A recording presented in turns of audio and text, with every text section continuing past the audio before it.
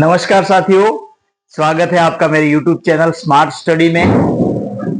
और जैसा कि आप जानते हैं, हमने एक नई श्रृंखला शुरू की है जिसमें कंपटीशन की तैयारी, कंपटीशन में आने वाले जितने भी क्वेश्चन हैं, जितने इंपॉर्टेंट टॉपिक हैं, उसी संदर्भ में एक लैब असिस्टेंट भर्ती राजस्थान में निकलने वाली है जो आगामी बहुत कम समय में निकलने वाली है। उसके लिए अपन ने कुछ चैप्टर शुरू किए हैं और उसके पहले हमने शैवाल कवक के बारे में पढ़ लिया था।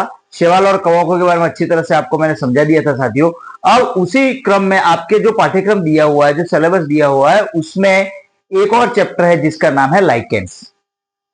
ठीक है साथियों, इसका नाम क्या है? लाइकेंस।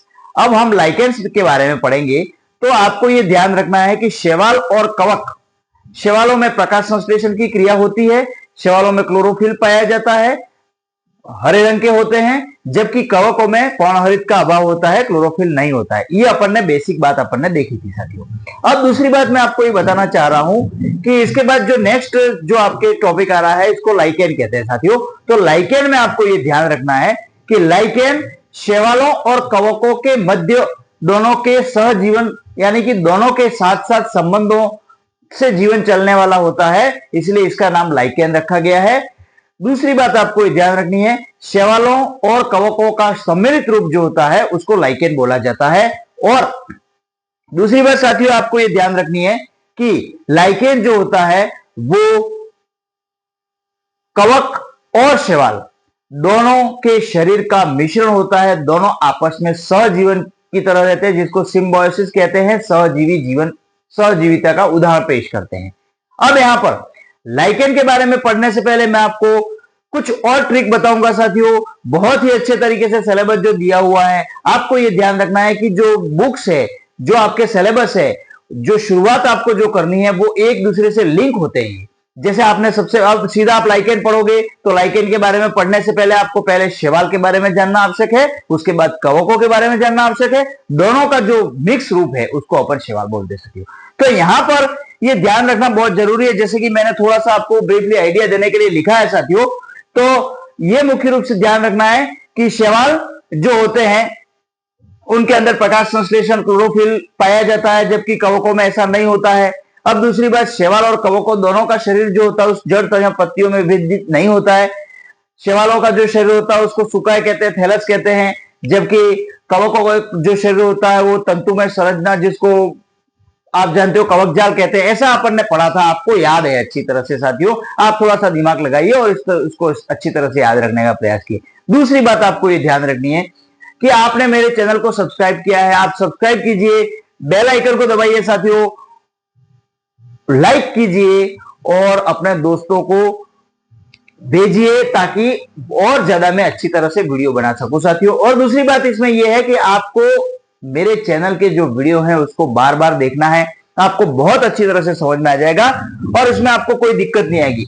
अब अपन लाइकेन के बारे में थोड़ा सा डिटेल में पढ़ने की कोशिश करेंगे। डिटेल में क्या, आपको इसमें मुख्य लक्षण, कैरेक्टर, मेनली कैरेक्टर आपको ध्यान में रखने हैं और कुछ क्लासिफाई इसको किस तरह से करते हैं, इसको किस तरह से अलग अलग भागों में बांटते हैं, किसके आधार पर बांटते हैं, ये आपको ध्यान रखना है। उसके बाद साथियों आपको ये ध्यान रखना है कि लाइकेन में आपको ये मुख्य रूप से ध्यान रखना है कि लाइकेन लाभदायक होते हैं, हमारे लिए लाभदायक होते हैं, जीवों के लिए लाभदायक होते हैं, प्रकृति के लिए लाभदायक होते हैं। कुछ लाइकेन ऐसे होते हैं जिनमें हानिकारक प्रभाव भी पड़ते हैं। तो यहां पर आपको यह ध्यान रखना है। सबसे पहले इसके जो कुछ लक्षण हैं वो मैं आपको बता दूं। तो सबसे पहली बात आपको ध्यान रखनी है, शैवाल और कवक दोनों का जो सहजीवन होता है, दोनों के साथ साथ रहने के जीवन को, साथ साथ रहना का मतलब दोनों एक दूसरे को लाभ पहुंचाते हुए सहजीवन के रूप में रहते हैं, उसको अपन लाइकेन बोलते हैं। तो सीधी सी बात है, लाइकेन की परिभाषा आपको क्या ध्यान रखनी है, शैवाल और कवकों का सम्मिलित रूप जो होता है उसको लाइकेन कहा जाता है। दोनों सहजीवी के रूप में जीवन व्यतीत करते हैं साथियों। और ये वीडियो बहुत इंटरेस्टिंग होने वाला है साथियों, आप इसको स्किप मत कीजिए, इसको बीच में नहीं छोड़ना है, इसको पूरा देखना है। आपको लाइकेन के बारे में बिल्कुल अच्छी तरह से समझ में आ जाएगा और आप वास्तव में कहोगे कि इसमें पढ़ाई बहुत अच्छी है और लाइकेन के बारे में आपने एक बार, दो बार, तीन बार वीडियो देख लिया, उसके बाद नेवर, कभी आपको लाइकेन के बारे में देखने की जरूरत नहीं पड़ेगी साथियों। ये मेरा विश्वास है, ये मेरा वादा है। तो आप इसको पूरा वीडियो देखिए। सबसे पहले शैवालों के बारे में बता दिया था आपको, उसके बाद कवकों के बारे में पढ़ लिया था अपन ने। अब आ रहा है लाइकेन। तो साथियों लाइकेन के जो लक्षण हैं वो आपको कुछ इस तरह से ध्यान में रखने। देखिए, शैवाल और कवक दोनों के गुण जिसमें पाए जाए उसको लाइकेन कहते हैं। मैं ट्रिक बता रहा हूं आपको, शैवाल और कवक दोनों के जो कैरेक्टर हैं उनका मिक्स रूप जो होता है उसको अपन लाइकेन कहते हैं। दूसरी बात का आपको क्या ध्यान रखनी है, शैवालों के अंदर प्रकाश संश्लेषण की क्षमता होती है, कवकों में प्रकाश संश्लेषण की क्षमता नहीं होती। तो आपको मुख्य बात क्या ध्यान रखनी है, कवकों का जो शरीर होता है वो अधस्तर से चिपका हुआ रहता है। कवक जो होते हैं खनिज लवण और जल जो होता है वो जमीन से अवशोषित कर लेते हैं। खनिज लवण, और ध्यान रखना कवकों का जो शरीर है वो खनिज लवण और जल को जमीन से अवशोषित कर लेता है, जबकि शैवाल जो होते हैं उनमें प्रकाश संश्लेषण की क्रिया होती है। प्रकाश संश्लेषण की क्रिया द्वारा भोजन का निर्माण करते हैं और भोजन का निर्माण करके कार्बोहाइड्रेट बनाते हैं, और कार्बोहाइड्रेट जो होते हैं वो कवकों को दिए जाते हैं। यानी कि एक भोजन दे रहा है, दूसरा जल और खनिज लवण दे रहा है। तो ये सीधी सी बात आपको ध्यान में रखनी है, बहुत अच्छे तरीके से ध्यान में रखनी है कि शैवाल द्वारा भोजन दिया जा रहा है जबकि कवकों द्वारा जल और खनिज दिया जा रहा है। तो आपको ध्यान रखना है, दोनों के बगैर काम, अगर इनका सहजीवन रहता है तो दोनों के बगैर एक दूसरे का काम चलता नहीं है साथियों। दूसरी बात आपको ये ध्यान रखनी है, तो मैंने बता दिया कि प्रकाश संश्लेषण की क्रिया कौन करता है, शैवाल करता है। और प्रकाश संश्लेषण से क्या बनता है आप जानते हो, भोजन बनता है जिसमें कार्बोहाइड्रेट बनता है, जो आराम से कौन उपलब्ध कर लेता है, कवक द्वारा ले लिया जाता है। तो यहां पर इस तरह से आपको मुख्य रूप से ध्यान रखना है। तीसरा, यह सहजीविता का सबसे अच्छा उदाहरण है साथियों। सहजीविता का सबसे अच्छा उदाहरण कौन सा है, लाइकेन। ठीक है, शैवाल और कवकों का सहजीवन का सबसे अच्छा और ताजा उदाहरण जो है तो वो लाइकेन है। उसके बाद लाइकेन्स का अधिकांश शरीर, यह मुख्य बात है, लाइकेन्स का जो अधिकांश शरीर होता है वो कवक द्वारा निर्मित होता है साथियों। किसके द्वारा, कवक द्वारा निर्मित होता है। लाइकेन का जो पूरा शरीर होता है उसका ज्यादातर हिस्सा लाइकेन कवक द्वारा बनता है। और कवक में भी आपने अलग अलग प्रकार पढ़े थे, डिटेरोमाइसिटीज, मिक्सोमाइसिटीज। तो यहां पर जो लाइकेन का अधिकांश शरीर होता है वो कवक द्वारा बनता है, जिसको माइकोबायोन्ट कहते हैं। ये इंपॉर्टेंट है, मेनली आपको ध्यान रखना है। लाइकेन का शरीर किसके द्वारा बनता है, कवक के द्वारा ज्यादा बनता है, जिसको माइकोबायोन्ट कहते हैं। यह मुख्य रूप से ध्यान रखना है साथियों। यह एस्कोमाइसिटीज का सदस्य होता है। अधिकतर जो कवक होते हैं वो एस्कोमाइसिटीज के सदस्य होते हैं, ध्यान रखना है, जो सहजीवन करते हैं। वैसे तो बहुत सारे हैं, बेसिडियो, ड्यूटेरो, मिक्सो अपन ने पढ़े थे, लेकिन ये कौन से वर्ग के होते हैं, एस्कोमाइसिटीज वर्ग के जो कवक होते हैं वो अधिकतर संयोजन करते हैं। कवक जाल मिक्सोफाइसी वर्ग का शैवाल होता है। देखो ये एक इंपॉर्टेंट बात है, दो बहुत इंपॉर्टेंट चीजें याद रखने का। शैवाल जो होते हैं वो कौन से वर्ग के होते हैं, मिक्सोफाइसी वर्ग के होते हैं, जो कवक के साथ कॉम्बिनेशन करते हैं। कवक के साथ कॉम्बिनेशन करने वाले कौन से होते हैं, मिक्सोफाइसी। और कवक कौन से होते हैं, आपने अभी देखा था यहां पे, एस्कोमाइसिटीज और मिक्सोफाइसी। ये दोनों इसके अंदर मुख्य रूप से पाए जाते हैं। ध्यान रखना है, शैवाल और कवकों की बात कर रहे हैं। और इसे जो शैवाल इसके साथ कॉम्बिनेशन करता है इसको फाइकोबायोन्ट कहते हैं। उसको क्या कहते हैं, कवक को क्या कहते हैं, माइकोबायोन्ट। देखो कवक और शैवाल दोनों आपस में मिल रहे हैं, दोनों सहजीवन कर रहे हैं। इसमें शैवाल के भाग को तो कहा जाता है फाइकोबायोन्ट, जबकि कवक के भाग को माइकोबायोन्ट कहा जाता है। यह याद रखना अच्छी तरह से।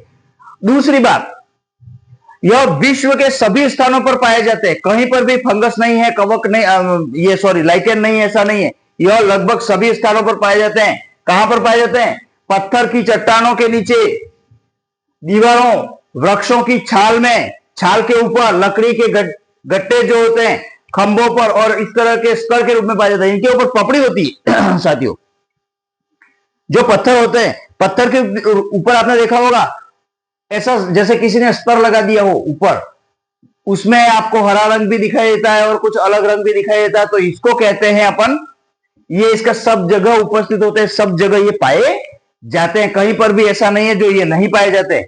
लकड़ी के गड्ढों, खंभों पर स्तर के रूप में पाए जाते हैं। भूमि पर सीधी खड़ी रहते हैं, ये सीधे सीधे भी खड़े चपटे चपटे सतह के रूप में भी फैलते हैं। कभी कभी वृक्षों से लटके हुए, वृक्षों की छालों से लटके हुए भी लंबे स्तर तक ये पाए जाते हैं। चपटी और बेलनाकार शाखाओं में लटके हुए भी होते हैं। भूमि से सीधी खड़ी चपटी बेलनाकार शाखाओं से लटके हुए भी रहते हैं, जैसे आपने देखा होगा साथियों। किसी वृक्ष में आपने देखा होगा कि उसके नीचे लटकन पाई जाती है ऐसे, तो वो क्या है? लाइकेंस है। वो क्या है? लाइकेंस है। तो ये याद रखना मुख्य रूप से। उसके बाद ये इसका मुख्य कैरेक्टर हो गया, ये उसका क्या हो गया? मुख्य कैरेक्टर हो गया। अब आगे बढ़िए। अब आगे इसको अगर अपन अध्ययन के लिए उसको 2-3 भागों में बांटा गया है, 3 भागों में बांटा गया है, जिसको क्रस्टोज, फोलियोज और फ्रूटियोज कहते हैं। देखो इसका जैसा नाम रखा है, क्रस्टोज पपड़ी युक्त, पपड़ी जैसे, पत्थरों पर पपड़ी जैसे पाई जाती है ऐसे, चपटे पतले सुखायुक्त होते हैं, जैसे हिमोटोमा। हिमोटोमा का नामक जो लाइकेन होता है वो कौन सा होता है? क्रस्टोज का होता है। उसके बाद दूसरा फोलियोज, पर्णिल होता है, पत्ती जैसा दिखता है। लाइकेन सूखा, चपटा और पत्ती जैसा पेड़ों के तनों, चट्टानों आदि अधस्तर से चिपका रहता है, जिसको कहते हैं फीमिया, मूलांक होता है। उसके बाद फ्रूटियोज, फ्रूटियोज फलयुक्त होते हैं। फलयुक्त कैसे होते हैं? शुभ जैसे, जटिल, शाखायुक्त, इनकी शाखाएं फीते जैसी होती है, जैसे पार्मेलिया।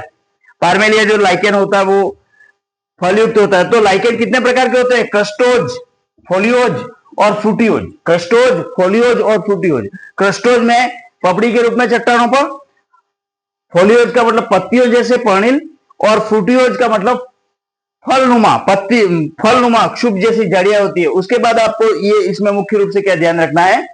लाइकेन के बारे में, अधिकतर लाइकेन जो होते हैं वो लाभदायक प्रभाव दिखाते हैं। लाभदायक होते हैं, मनुष्य के लिए लाभदायक होते हैं, जीवों के लिए लाभदायक होते हैं, प्रकृति के लिए लाभदायक होते हैं। लेकिन बहुत कम लाइकेन जो होते हैं वो हानिकारक प्रभाव भी बताते हैं। क्या बताते हैं हानिकारक प्रभाव? मैं आपको बता रहा हूं। लाइकेन खाने में भी काम में आते हैं, औषधियों में भी काम में आते हैं।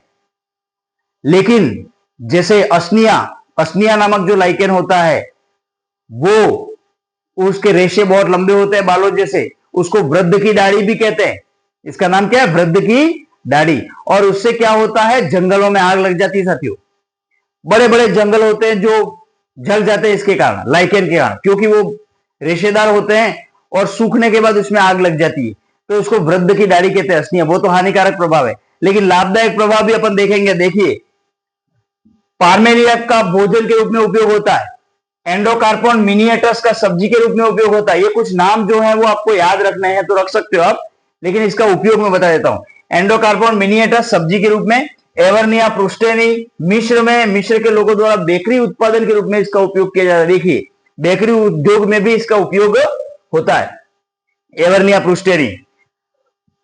क्लोडिनिया रेंजिफेरिना को रेंडियर मास कहते हैं। रेंडियर मास, अधिकतर क्वेश्चन पूछा जाता है एग्जाम में, रेंडियर मास नामक कौन सी लाइकेन प्रसिद्ध है? तो आपको क्लोडिनिया रेंजिफेरिना ये ध्यान रखना है। उसके बाद असनिया प्रतिजैविक के रूप में असनिक अम्ल प्राप्त होता है, असनिक अम्ल प्राप्त होता है। जो पार्मेलिया जो होता है, सेक्सेटेलिस से मिर्गी रोग का उपचार, देखो औषधियों में भी इसका बहुत ज्यादा उपयोग होता है साथियों। उसके बाद रोजेला मोन्टेगली का उपयोग एंजाइमा जो होती है, एंजाइटी जो होती है इसके उपयोग में। क्लेडोनिया पिक्सनोट्रा क्षय रोग के उपचार में। रोजेला जो होता है वो नीले रंजक के रूप में प्राप्त किया जाता है। रोजेलिस टिक्टोनिया से लिटमस पत्र बनाए जाते हैं। देखो, एवर्निया प्रुस्टेनी से परफ्यूम बनाया जाता है, ये भी ध्यान रखना है। परफ्यूम में भी, परफ्यूम उद्योग में भी इसका उपयोग किया जाता है। और हानिकारक प्रभाव में असनिया मैंने बता दिया आपको। और कुछ आपके जो एनसीईआरटी की बुक के अनुसार जो दिया हुआ है उसके बारे में बता दूं। कुछ लाइकेनों के अम्लों के बढ़ने से चट्टानों की सतह का अपक्षय होता है, जिससे मिट्टी, अब लाइकेन में अम्ल बढ़ जाते हैं और अम्ल बढ़ने के कारण चट्टानों की सतह जो होती है वो टूट जाती है। और टूटने के कारण साथियों क्या होता है? मिट्टी बनती है, मिट्टी बनती है। और ये जो मिट्टी होती है, और इसे प्रकृति का किसान कहा जाता है। मृदा का समृद्धिकरण होता है, मृदा अच्छी हो जाती है, क्योंकि मिट्टी का निर्माण चट्टानों के टूटने से होता है। और ये चट्टानों के टूटने, चट्टानों के अवक्षेप से मिट्टी का निर्माण होता है। इसको क्या कहा जाता है साथियों? इसको कहा जाता है प्रकृति का किसान। इसको प्रकृति का किसान भी बोलते हैं।